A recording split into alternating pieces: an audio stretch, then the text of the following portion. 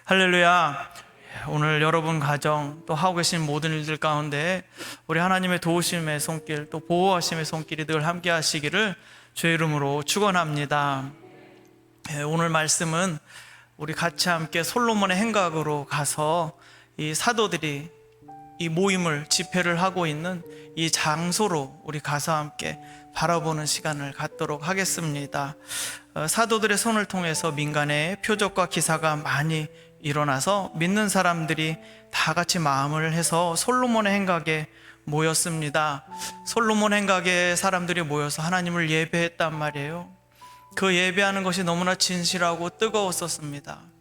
여러분, 그런데 이것이 당국자들이 보기에는 참 받아들이기 어려운 상황이었었습니다. 생각을 해보십시오. 성전 들어가는 동쪽 그쪽에 있는 솔로몬 행각, 이렇게 기둥만 세워져 있고 기둥과 지붕으로만 되어 있는 쭉 이 그늘입니다. 거기서 사람들이 예전에는 성경을 같이 배우고 공부하고 암송하고 그리고 하나님 나라를 위해서 투쟁하기 위해서 모였던 곳이었었습니다. 그런 그곳에서 지금 하나님 나라가 선포되어지고 그곳에서 능력으로 역사하는 일들이 막 생겨나기 시작한 겁니다. 그러므로 이분들이, 여기 모여있는 사람들이 성전으로 들어가지 않았습니다. 제사장들에게 제물을 가져오지 않았을 거예요. 그리고 이분들이 산헤드린 공의회에 가서 정식으로 이렇게 교단 증명서, 그래서 여기 사업자 등록증 번호를 발급받아 이렇게 한 것도 아니었습니다. 단지 여기에서 예수 그리스도 이름을 선포하고 그 이름 앞에 순종하는 사람들이 날마다 모이기 시작하는 거예요. 저는 이 말씀 가운데서 가장 큰 은혜를 받았던 것이 사도들의 손을 통하여 민간의 기적과 표적과 기사가 많이 일어남의 이 말씀이었었습니다. 여러분, 여기에 생략되어 있는 주어가 있어요. 얼핏 보면 사도들이 주인인 것 같죠. 그런데요, 정말 주어는, 이 문장의 주어는 숨겨져 있는데 그것이 무엇이냐? 예수 그리스도께서, 우리 구주께서 사도들의 손을 통해서 역사하시는 것이었습니다. 그분이 직접, 예수님이 우리를 구원하시는 그 움직임, 우리를 그 고통에서 건지시는 그 일하심이 지금 주어는 나와 있지 않지만 사도들을 통해서 나타나고 있는 거예요.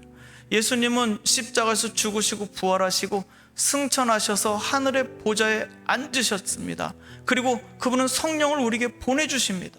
성령을 보내주셔서 사도들을 통해서 직접 자신이 임재하시는 거예요.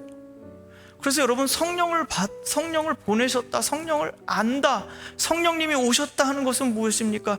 예수님께서 오셨다라는 것과 같은 말인 것이죠. 그래서 예수님이 내게 오실 때 우리는 치유가 일어나고 회복이 일어나는 것입니다. 이 사람들이 솔로몬의 행각에 모였을 때 우리 하나님 나라를 막 바라보고 하나님 나라에서 막 기도했단 말이에요. 그것은 이 당시 생각할 때는 유대의 독립을 하나님 나라라는 말로 바꿔서 얘기했었습니다. 이 나라가 독립해야 돼. 로마의 지배와 압제로부터 우리나라 독립해야 돼. 그래서 우리 해방과 자유를 누리는 나라가 돼야 되는데 그거는 하나님만이 다스리시는 나라야. 그렇기 때문에 로마의 입장에서 볼 때는 눈에 가시가 될 것이고, 또 이 사람들이 산헤드린 공의회에 와서 유대인들에게 와서 증명서를 발급받지 않으니 눈에 가시가 되겠죠. 허락받지 않고 지금 점점점 솔로몬 행각에 이 사람들이 계속 모여가고 있는 것이었습니다. 그들이 모여서 정말 시작한 것은 무엇입니까? 성전을 통해서 하나님 나라가 원래 선포되어야 됐었고, 제사장들을 통해서 하나님 나라가 이 땅 가운데 가르쳐지고 알려지고 선포되고 운영되었어야 되는데, 그 성전의 제사장들이 로마와 결탁하고 권력을 가지고 하나님을 자기 것으로 만들어버리지 않았냐 이 말입니다. 그 암울한 시대 상황 가운데서 예수님을 보내주셔서 하나님 나라를 이 땅에 선포하게 하신 하나님, 그래서 예수님 안에 우리는 그 하나님의 나라가 시작되었고 선포되었음을, 그리고 바로 그 성전 들어가는 동쪽 입구에서, 이 솔로몬 행각 딱 들어가는 입구거든요. 동쪽 문, 그 입구에서 사람들이 쫙 모여서 하나님의 나라가 이 땅에서 시작되었습니다라고 막 선포하는 거예요. 그러니 얼마나 성전 제사장은 갑자기 뻥 뜨고 그쵸? 완전히 이거 당황스러운 것이죠. 그래서 이 사람들이 이곳에서 막 모이게 되었는데 점점 더 믿는 자들이 주님께로 나오기 시작했습니다. 사도들이 자기의 삶을 내어놓고 주님의 일하심을 기대하며 주님 뜻대로 순종하면서 나아갈 때 사람들이 그 사도들을 통해서 예수님께서 직접 일하여 주셨고 사람들이 점점 더 이렇게 모여지게 되었습니다. 그래서 남녀의 큰 무리가 되게 되었는데 그 솔로몬 행각에 모이는 사람들, 그리고 또 그 모일 때 어떤 모습이었는지 한 번 더 들어가 보도록 하겠습니다. 자, 우리 15절 16절 말씀 같이 함께 읽어보겠습니다. 심지어 병든 사람을 메고 거리에 나가 침대와 요 위에 누이고 베드로가 지날 때에 혹 그의 그림자라도 누구에게 덮일까 바라고 예루살렘 부근에 수많은 사람들도 모여 병든 사람과 더러운 귀신에게 괴로움 받는 사람을 데리고 와서 다 나음을 얻으니라. 아멘. 이렇게 예수님의 이름을 선포하고 하나님 나라를 선포하며 사도들이 나아갈 때 이 솔로몬 행각 성전 앞에 모두가 다 모이게 돼서 하나님을 예배하게 됐단 말이에요. 근데 그때 여기 특이한 현상이 벌어집니다. 15절 16절 말씀에 있는 것처럼 심지어 병든 사람을 메고 거리에 나갔다 이렇게 말씀하고 있습니다. 여러분, 여기 병원 아닙니다. 교회는 병원은 아니에요. 그런데 병원에서 우리는 고쳐줄 것을 기대하지만 당연히 가서 치료를 받습니다. 그런데 병원에서도 딱히 손 쓸 수 없는 경우도 많이 있습니다. 제가 양산 부산대학병원에 이렇게 가야 될 일이 있어서, 아이들 데리고 가야 될 일이 있어서 접수를 한번 하려고 하다 보니까 1차 진료기간, 2차 진료기간 거쳐서 오래요. 그러니까 이거 거치다 보니까 2달, 석 달이 가버리더라고요. 네, 지금 병원 가는 것도 그렇게 쉽지가 않습니다. 그 기다리는 그 시간도 참 마음적으로는 쉽지 않은 기간이에요. 이번에 또 파업하는 그 기간 때문에 큰 수술을 앞두고 계신 분들이든지 응급 환자분들께서 정말 많이 애태우고 마음 졸이셨을 것입니다. 그 기다리는 시간을 보내면서 그 시간 동안을 또 어떻게 이 시간들을 보내느냐도 참 문제였었습니다만, 그 의사 선생님들로부터도 어떤 도움도 받을 수 없는 사람들, 병원마저도 포기했던 분들, 네. 그리고 우리 사람이라는 것이요, 사람이 언제 병에 걸릴지 누가 어떻게 압니까? 그리고 우리 인생이라는 것이 언제 이 바퀴가 멈추게 될지 어떻게 누가 알겠습니까? 그래서 인생의 풍랑이 정말 다가올 때 누가 그것을 미리 대비하고 준비할 수나 있겠습니까? 언제 될지 누가 알겠습니까? 그래서 이렇게 대책 없이 이 풍랑에 맞아서, 풍파에 맞아서 어찌할 바를 모르는 사람들이 수도 없이 많았음을 여기 지금 성경에 나타내 보이고 있습니다. 하나님의 성전이 건물이 번듯하게 지어져 있었어요. 돌로, 비싼 돌로요, 건물 번듯하게 다 지어져 있었고 거기서 하나님을 섬기는 제사장들도 정말 많이 있었어요. 그런데 너무나 기가 막힌 현실은 성전과 제사장들이 그렇게 많았음에도 불구하고 이 시대는 하나님으로부터 돌봄을 받지 못하고 목자 없는 양과 같이 버림받은 사람들이 이렇게나 많이 있었다는 겁니다. 하나님의 은혜 안에 들어가지 못하고 그렇게 버려진 채로, 아픈 채로, 그리고 병든 채로 하나님의 은혜를 받을 그런 기회조차 없이 그렇게 살았던 사람들이 이렇게 많이 있었다. 그리고 그들의 마음이 어땠느냐 하면 참 저 이거 가슴 아프더라고요. 병든 사람을 메고 거리에 메고 나가서 침대와 요 위에 누이고 그 좁은 골목길, 그 먼지 나는 그 길에 사람들을, 그 병든 사람을 누이고 베드로가 지나갈 때 혹은 그의 그림자라도 누구에게 덮일까 바라고 하나님께 소망을 두는데, 혹시나 베드로가 나갈 때 그 솔로몬 행각에 모여서 같이 예배하고 기도하고 말씀 전하던 그 베드로 사도가 혹시 그 성 밑으로 내려와서 그 길을 걸어갈 때, 그러니까 거기까지 못 들어간 거죠. 그 집회하는 장소까지 들어가지도 못하고 혹시나 길거리라도 여기다 깔아놓고 기다리고 있으면 제자들이 혹시나 지나갈 때 안수도 아니야. 여기 보니까요, 지나가다 안수라도 좀 해주기를 바라고 하면 제가 이해라도 가겠었어요. 그런데 안수해주는 것도 아니야. 그리고 눈을 바라보라는 것도 아니었었어요. 그냥 지나갈 때, 그분은 무심결에 지나갈 때 그림자라도 덮였으면 하는 마음. 여러분, 그런 마음 여러분 아세요? 그냥 그림자라도 덮였으면, 그 하나님의 은혜가, 그분이 그 사도 베드로가 뭐 말을 한다든지 눈을 바라보면서 내 이야기를 들어준다든지 손을 얹어서 기도해주는 뭐 그런 것까지는 바라지도 않고요. 언제 나올지도 모르지만 그 지나가는 길을 지나가다가 그림자라도 내게 덮일 수 있다면 나을 수 있을 텐데 하는 그런 간절함들.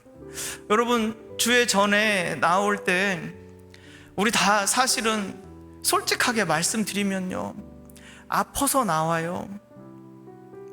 누구한테 말하기 참 어려운 것들, 누가 알면 안 되는 것들 많이 있어요. 우리 삶에 보이지 않는 어두움과 그늘이 얼마나 큰지 모릅니다.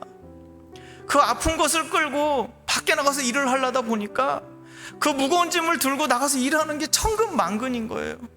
그래서 나가서 일하고 집에 들어오면 녹초가 돼서 쓰러져 버리는 거예요. 그런데 내일 안 나가면 안 돼. 왜? 내일 또 가서 일을 해야 먹을 수 있거든요. 그게 우리 하루의 일상 아닐까요? 그게 오늘 우리 하루를 살아가는 우리의 모습이 아니겠냐 이 말입니다. 다 아픔을 가지고 있어요. 가슴 속에 구구절절한 사연들이 얼마나 많이 있는지 몰라요. 그런데 그것을 누구한테 다름을 받을 수가 없어요. 누구에게 하소연할 수도 없어요. 그런 아픔들을 가지고 있을 때 우리는 하나님 앞에 나아가기를 결단하게 되는 것입니다. 내가 주님께 나가야 되겠다. 그냥 사람들이 막 길거리 걸어다니고, 옛날에 여러분 지금이야 이렇게 막 청소차가 다녀서 깨끗하죠. 생각을 해보세요. 저는 중세 유럽에 그것도 중세 유럽만 봐도 그 발코니가 있었던 이유가, 건축을 공부하다 보니까 발코니가 있었던 이유가 집안의 배설물을 이렇게 버리기 쉽게, 우리 집으로 떨어뜨렸을 때 우리 집 벽에 안 튀도록 한 걸음 더 나가서 버릴 수 있으려고 이 발코니를 만든 거래요. 그러니 그 길거리에는 마차가 다니면서 이렇게 본 거 하고, 사람들이 이렇게 버린 발코니를 통해서 저 멀리 이렇게 조금이라도 멀리 던진 그 배설물이 길에 깔려 있는 거였었어요. 그래서 저는 여태까지 판타지 영화 보면 공주님들이 막 이렇게 마차 타고 가는 거 보면서 저렇게 예쁘고 아름다운 성에 사는 게 얼마나 좋아.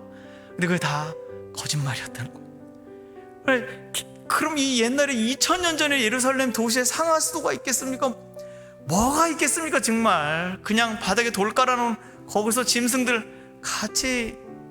저는 그래서 이 바닥에 거기에 침대와 요를 깔고 거기 누웠다는 것 자체가, 여러분 그냥 우리는 길거리에 누웠구나, 그러면 이렇게 사과 박스 깔고 누웠겠지 깨끗하게.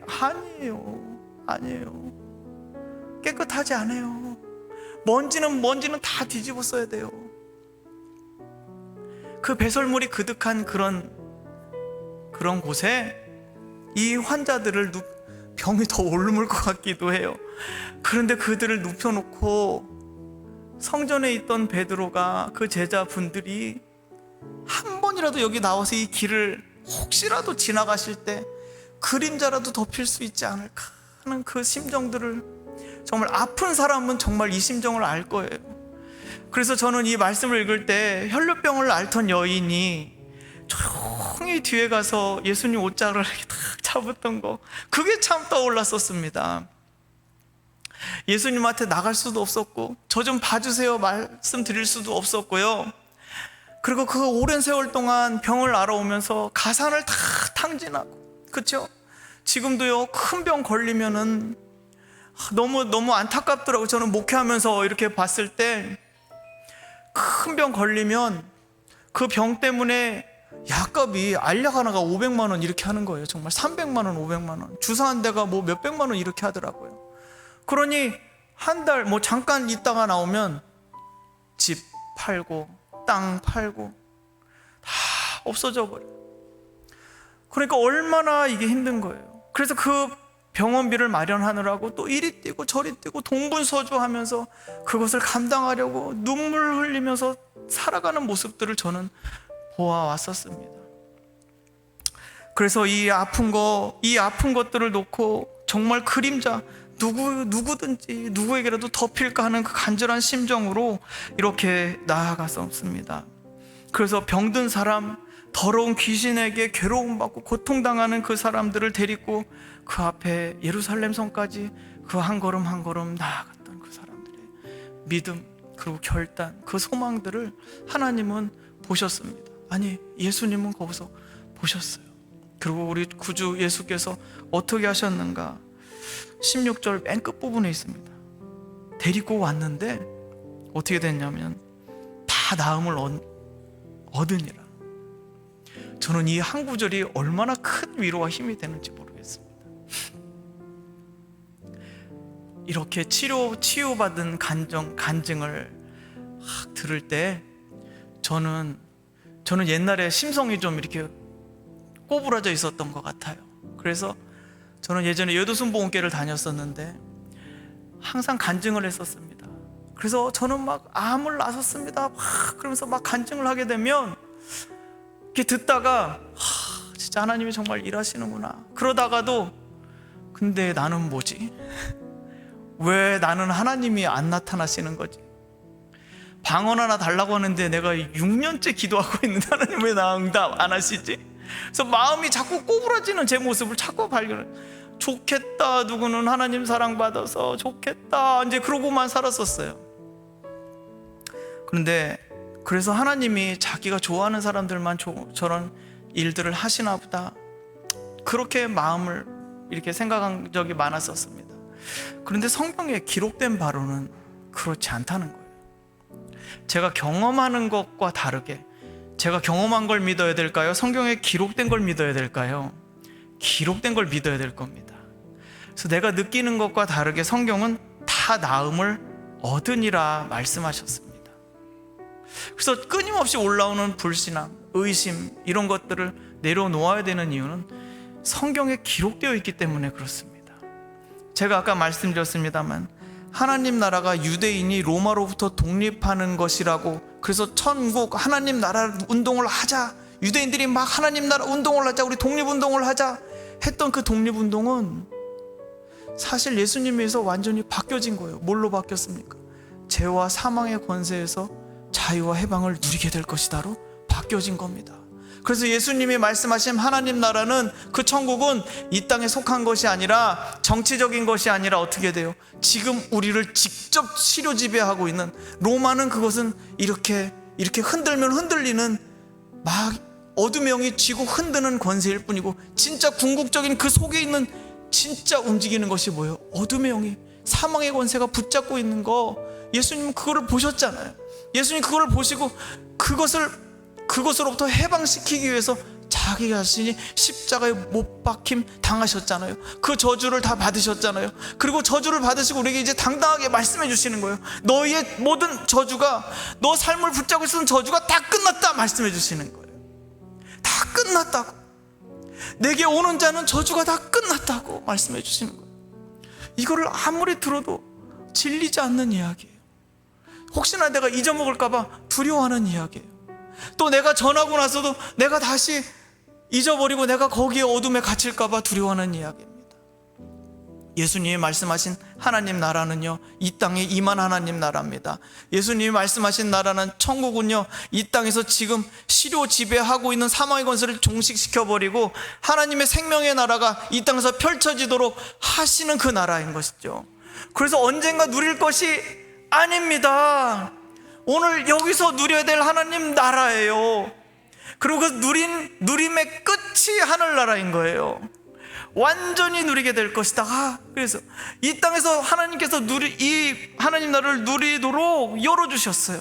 그래서 예수님께 나오는 자들은요, 병 걸리고 귀신 들리고 하는 모든 것들이 무엇입니까? 사망의 권세가 그들을 붙잡고 있는 것이잖아요.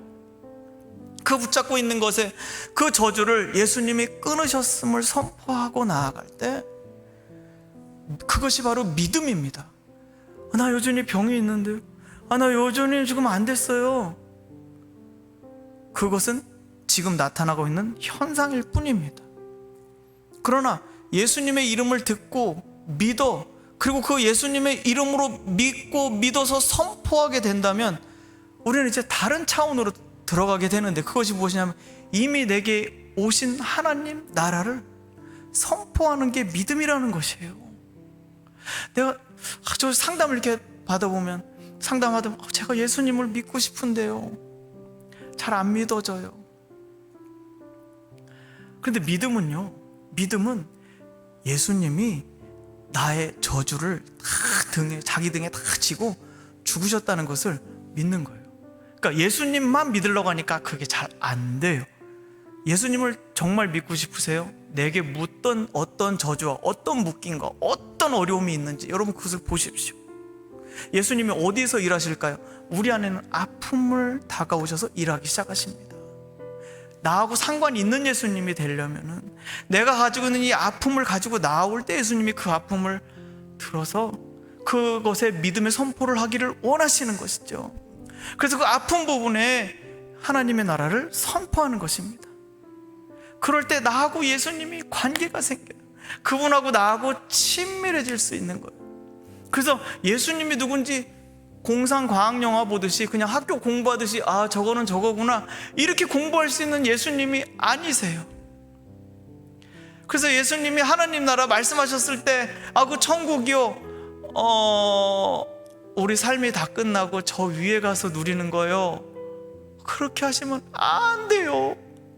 그게 끝이 아니에요. 지금 오늘 이 자리에서 하나님께서는요, 예수님의 이름을 통해서 하나님 나라를 선포하셨어요. 그리고 그 저주를 완전히 다 거두셨음을 지금 여기서 증명하고 계시는 것 뿐입니다. 그러니까 내가 언제 나설 수 있을까요? 라고 질문하는 것이 믿음이 아니에요. 잘 보십시오. 예수님께서 이미 우리의 저주를 거두셨습니다. 그래서 그것을 선포하는 것이 믿음이에요. 그리고 선포할 때 믿음을 따라서 다 나음을 얻으니라 말씀하십니다. 그래서 이것을 보시게 되면 우리는 사도행전 4장 30절에서 제자들이 기도했던 것을 여러분 기억하실 겁니다. 처음 제자들이 붙잡혀 갔다가 왔을 때, 풀려나서 왔을 때 그 제자들과 함께 기쁨으로 기도하면서 하나님 우리를 붙들어 주십시오. 그리고 예수, 하나님의 거룩한 종 예수 그리스도 이름으로 많은 기사와 표적과 기사와 이적이 나타나게 해주십시오. 그 기도를 드렸잖아요. 그리고 하나님의 말씀이 계속 퍼져나갈 수 있도록 우리를 사용하여 주십시오 기도했었잖아요. 그 기도의 응답이 지금 5장 12절 여기 16절 여기까지 나와 있는 거예요. 아까 기도했던 그 첫 번째 그 기도가 예수 그리스도의 이름으로 기사와 이적 표적들이 나타나는 것은 무엇입니까? 하나님 나라가 우리 가운데 선포되었고 시작되었고 그 나라가 능력으로 이미 임했다, 이미 임했다는 것을 증명, 나중에 나타나게 되는 것입니다. 그러므로 이 믿음은, 예수님이 우리에게 주신 믿음은 그래서 너무나 귀한 것이에요. 예수님이 완성하셨음과 우리의 저주를 완전히 거두셨음과 우리를 완전히 거룩하고 깨끗하게 의롭게 하셨음을, 거룩하게 하셨음을 믿음으로 선포하는 거예요. 자꾸 선포할 때 그것이 그 진리가 나를 사로잡게 되는 것입니다. 그래서 우리는 이제 어려움을 겪을 때, 힘든 일을 당할 때, 마음이 무너지고 그리고 인생의 짐 때문에 고통받고 쓰러지고 넘어질 때 예수님 하고 내 속에서 부르는 거예요. 그 예수님을 부를 때 그것은 내 아픔과 예수님이 연결되는 것이에요. 그래서 그 예수님, 내 안에 있는 이 아픔을 가지고 예수님의 이름을 부르며 나아갈 때 예수님 안에 있는 하나님의 나라, 주님이 해결하심을 우리는 거기서 눈으로 볼 수 있는 겁니다. 그래서 우리가 무슨 말로 어떻게 기도해야 될지 잘 모를 때가 있어요. 너무 진짜 어처구니 없고 너무 진짜 기도 안 막히고 코도 안 막히는 상황에 닥치게, 너무 황당한 상황에 닥치게 되면 무슨 말로 어떤 기도를 해야 될지 모르고 막막하고 답답할 때가 있습니다. 그럴 때는 그냥 예수님이라고 부르는 거예요. 예수님 안에, 그 이름 안에는 능력과 권세와 또 뭐가 있습니까? 지혜가 있습니다. 그래서 내가 해결할 수 없는 문제, 내가 막혀있는 이 문제, 내가 한 걸음도 더 어떻게 컨트롤할 수 없는 이 문제 앞에서 예수님의 이름을 부를 때 그 안에는 능력과 지혜와 권능이 풀어지고 나타나게 된다는 것입니다. 우리 그리스도인의 능력은 내가 잘해서, 내가 잘나서, 내가 이렇게 이 방법 저 방법 잘 써서 잘 되었다라고 한다면 그리스도인이 아닐 것입니다.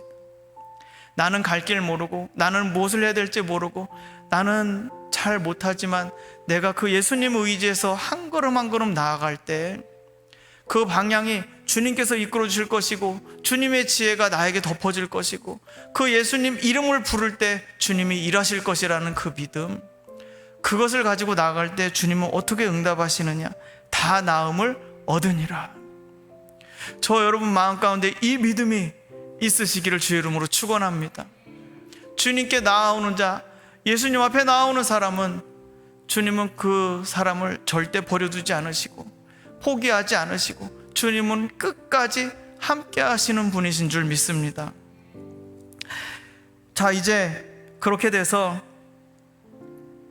제가 아까 말씀드렸던 제사장들, 그리고 산헤드린 공유의 사람들 눈 뜨고 못 봅니다. 하나님 나라가 이렇게 선포되고 그 안에서 세력을 얻어가는 것을 도저히 볼 수가 없는 거죠. 지금까지 내가 하나님을 독차지하고 있었는데, 제사장들 입장에서는 하나님은 내 거였는데, 저 사람들이, 저 제자들이 예수 이름으로 하나님을 선포하다니 말도 안 돼. 무슨 자격으로, 무슨 누구 이름으로 그런 일을 해? 말도 안 되지. 하나님은 내 건데, 내가 여태까지 조상 대대로 하나님을 소유해 왔는데 저것들이 무엇이라고. 그래서 이 사람들이, 대제사장과 그와 함께 있는 사람, 사두개인 당파가 다 마음의 시기가 가득해서 일어나서 사도들을 잡아다가 옥에 가두었다라고 말씀하고 있습니다. 여기 감옥, 옥에 가두었다라고 말씀하고 있는데, 이 감옥은요 저 지하 감옥이 아닙니다. 이 감옥은 뭐냐면 아주 부끄럽고 수치스럽게 만드는 감옥이에요. 이 감옥은요 공개적인 감옥입니다. 그러니까 사람들이 지나다니면서 감옥에 갇힌 걸 보게 만드는 거예요. 새장 속에 새장 안에 갇혀있는 새처럼 감옥을 가둬놓고 사람들이 다 보게 만드는 감옥인 거죠. 그게 무슨 뜻입니까? 사도들을 잡아다가, 지금 이 사도들을 잡아다가 옥에 가두었다. 사람들이 다 보는 앞에 가둬놨다는 거예요. 그게 뭡니까? 야, 너희들 아무리 그 예수 이름으로 그런 일을 해도 내가 지금 권력자야. 내 권력 앞에 너희들 아무것도 아니야. 예수 이름 안 돼. 내 힘이 지금 실제 권력자라는 걸 보여줄게. 성전 세력이 뭔지 말해줄게. 너희들은 헤롯이야, 이단들이야. 그러면서 다 가둬놓는 거예요. 그리고 그 가둬놓고 보이게 하는 이유는 무엇입니까? 사람들이 다 지나가면서 감옥에 갇혀있는 사람 손가락질 할 거 아니에요. 그건 뭐예요? 그리스도인들을 부끄럽게 만드는 거예요. 저거 봐라, 저거 사회의 암덩어리 같은 존재들이다. 이 사회 하나님을 어디 자기 거라고, 어떻게 하나님을 그렇게 신성 모독했던 예수를 따르는 자들이야. 어떻게 하나님을 그렇게 자기가 하나님의 아들이라고 해 하면서 그 예수의 제자들이야. 저 사람들 저 잘못된 사람들이야 하고 욕보이고 부끄럽게 만들고 수치스럽게 만들어서 그들이 다시는 활동하지 못하도록 만들려는 그들의 술책이 있었습니다. 그런데 하나님께서 어떻게 하셨는지 19절 20절 말씀 같이 읽겠습니다. 주의 사자가 밤에 옥문을 열고 끌어내어 이르되 가서 성전에 서서 이 생명의 말씀을 다 백성에게 말하라 하매. 아멘. 어떻게 했습니까? 주의 사자가 와서 밤에 옥문을 열어서 그들을 다 끌어냈습니다. 그 말은 무엇입니까? 지금 갖고 있는 성전 제사장들의 권력이, 그들이 지금 자랑하고 있는 그 권력이라는 것은 아무것도 아니다라는 것을 보여주고 있습니다. 또한 옥문을 끌어내고 말을 해줍니다. 그렇게 하면서 가서 다시 성전에 서라 말씀하십니다. 여기 20절에 가서 성전에 서서라는 말은 굳게 서라는 뜻이에요. 아무리 당국자들이 와서 잡아가고 너희들을 감옥에 가둔다 할지라도 너희는 또 사람들 앞에 막 세워서 부끄럽게 만들고 수치스럽게 만들어서 예수 이름을 말하지 못하게 막 그렇게 만들어 놓는다고 해도 너희는 성전으로 올라가라. 그리고 가서 굳게 서서 이 생명의 말씀을 다 백성에게 말하라 말씀하셨습니다. 주님이 원하시는 것은 무엇일까요? 이 제자들에게, 이 사도들에게 수치스러움과 부끄러움을 넘어서서 당국자들의 이 권력 남용에 맞서서 하나님께서 그들을 풀어주시고 성전에 가서 서서 이 말씀을 증거하라 말씀하셨습니다. 왜요? 그 말씀은 이 말씀 앞에 이 수식어가 더 귀한 것이기 때문에 그래요. 굳게 서서 견고히 서서 그 모든 핍박과 박해와 오해와 부끄러움 그런 것들에도 불구하고 너는 너의 일을 해야 한다라고 말씀하고 계십니다. 그것이 무엇입니까? 생명의 말씀을 백성에게 다 말하라. 끝까지 말하라. 내가 너와 함께 있을 것이고 내가 너의 뒤에서 받쳐줄 것이다 말씀하시는 거예요. 교회의 사명은 그렇습니다. 박해와 핍박과 고난과 수치스러운 가운데에서도 우리 예수님이 벌거벗겨서 십자가에 달리시는 부끄러움과 수치를 당하셨어요. 아무도 어린아이들은 보지도 못하게 하는 가장 저주스러운 모습으로 죽으셨어요. 그래서 아무도 무덤에도 넣지 못할 만큼 아주 저주스럽고 끔찍한 죽임을 당하셨어요. 그리고 그 제자들도 마찬가지로 이 당국자들은 부끄럽게 만들고 수치스럽게 만들었어요. 그럼에도 불구하고 하나님의 뜻은 어디 있었습니까? 변함없이 흔들리지 말고 굳게 서서 이 생명의 말씀을 전하라. 백성에게 다 알려야 한다. 왜요? 부끄럽고 창피한 것이 문제가 아니라 죽고 사는 문제가 달려있기 때문에 그렇습니다. 죽고 사는 문제가 그 생명의 말씀을 전하지 않으면 그들이 영원한 죽음 가운데 처할 것이기 때문에 그렇습니다. 저는 작년 11월에 유튜브를 통해서 봤어요. 중국 후베이성입니까? 우한 지역에서 그 호흡 괴상한 질병이 발생해서 젊은이가 이렇게 쇼핑몰 센터에 이렇게 이어폰 음악 듣고 있다가 앞으로 푹 꼬꾸라져서 쓰러지는 장면을 보았습니다. 그리고 아마 여러분들 보셨을 거예요. 조금 있다가 어떤 한 의사 선생님이 그 길게 줄 서 있는 병원에서 복도에서 막 누워있고 그 병원 저 멀리까지 사람들이 가득 차 있는 모습, 그리고 마이크에다 대고 살려달라고 하는 거예요. 의사 선생님이 살려달라고, 나도 여기서 나가고 싶다고, 이 지옥 같은 곳에서 나가고 싶다고. 사람들이 기다리다가 다 죽어나가기 시작하고요. 눈 깜짝할 사이에 수십만 명의 사람들이 거기서 죽는 것을 보았습니다. 저는 그래서 유튜브로 그걸 중계되는 것을 이렇게 보면서 아니 세상에 저게 영화인가 현실인가 했었죠. 그게 우리나라에 그렇게 빨리 들어올 줄은 상상도 못했습니다. 남의 나라 이야기인 줄 알았더니 뭐 빛의 속도로 우리나라로 들어오는 거예요. 그러고 있다가 그냥 들어오겠지, 남의 저 먼데 이야기로 알고 있었어요. 그리고 조금 있다가 중국의 그 우한성에 있는 목회자가 그 유튜브에 또 이 영상을 올린 것을 보게 되었습니다. 조금 얼마 안 있다가 선교 보고를 하는 거예요. 너무 놀랍게도 다 이제 폐쇄됐잖아요. 아무데도 못 나가고. 그런데 이 중국 사람들이 우리보다 더 IT 기술이 더 발전한 것 같더라고요. 500명이 한 화면에 모여서 예배를 드린다는 거예요. 뭐? 그래서 한 화면에 500명이 모여서 예배를 드리고, 예배 마치고 난 다음에 거기서 모여가지고 기도 제목을 나눈다는 겁니다. 그래서 기도 제목을 나누는 게 이제 우리 집에 지금 급하게 쌀이 떨어졌는데, 뭐 우리 집에 체온계가 없었는데 뭐 빌려주세요. 이제 그걸로 그 기도를 하는 거죠. 그러면 그 사람들이 그 안에서 만나서 같이 기도하면서 서로 필요한 것들을 채워주는 모습들을 보게 되었어요. 오히려 희한하게 하나님 나라가 건물이 봉쇄되고 이동이 봉쇄되면 당연히 하나님 나라 끝날 줄 알았었어요. 아이고, 교회 다 망했구나. 그 중국의 지하교회들 어떻게 하면 좋노? 그 선교사님들이 가서 그 일궈놓은 그 지하교회들이 이렇게 되면 끝나는 거 아닌가? 아니요. 하나님의 역사는 너무 다른 곳에서 일어나고 있었습니다. 저는 그걸 보면서 하나님은 매이지 않는 분이시구나. 하나님은 묶이지 않는 분이시구나. 그리고 이 생명의 복음은 어떻게 해서든지 퍼져나가는구나. 그 중국 공산당에 때려잡고 맞고 대문에 못을 박아도 하나님 나라의 복음이 이렇게 퍼져나가는구나 보게 되었습니다. 여러분, 극한 상황.